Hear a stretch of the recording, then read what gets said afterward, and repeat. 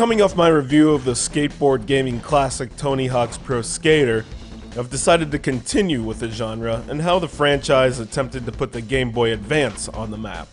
After the highly successful Tony Hawk's Pro Skater 2 managed to show handheld owners what the Advance was capable of, the third installment of the series had a tough act to follow in the form of isometric levels and smaller perspectives of them. So, Vicarious Visions and Activision got together again and had to make an important decision, and what they decided on was exactly what the fans wanted, to change nothing, or at the most very little. The attitude of skateboarding culture returns in the lip-grinding, kick-flipping good time known as Tony Hawk's Pro Skater 3.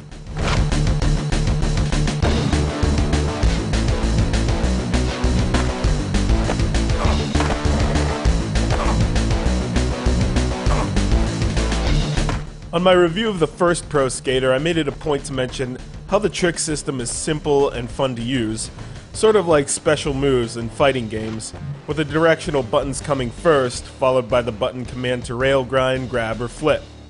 This is continued through the second Pro Skater and carries over into the third with the Advance's button system.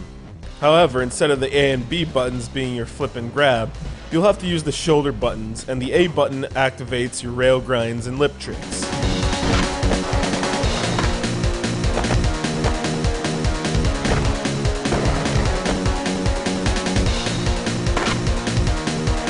A few creative twists from the original iteration of Pro Skater now include manuals and the tricks you can perform during a manual, and also variations on grabs and flips able to be activated by tapping the trick buttons twice.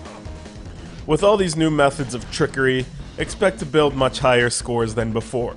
Also expect to have more responsibility in terms of high score missions, of which the newest one, 6 score, is the toughest to complete, although that's not saying much when you can now string together trick combinations with manuals.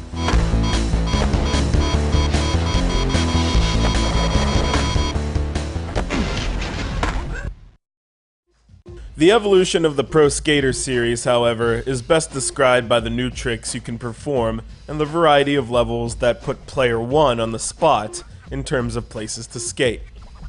Much like the indoor skate park environments like Warehouse in the first Pro Skater or Hangar in the second, the third starts you off in the Foundry, which now comes with deadly obstacles like the Magma Wall, which you must wall ride for a tape.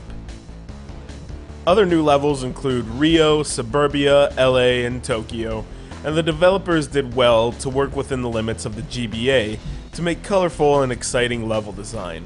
Unfortunately for console Pro Skater fans who are used to a behind-the-back third-person view of your skater like myself, the isometric design of the GBA Pro Skaters can be disorienting, making it difficult to determine your skater's position relative to the next rail you want to grind or the next letter you need to pick up to spell skate.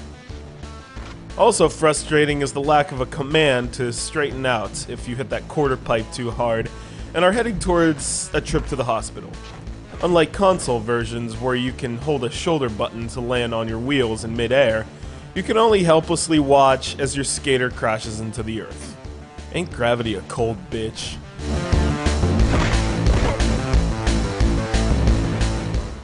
Still, with enough practice, THPS 3 for the GBA can become manageable.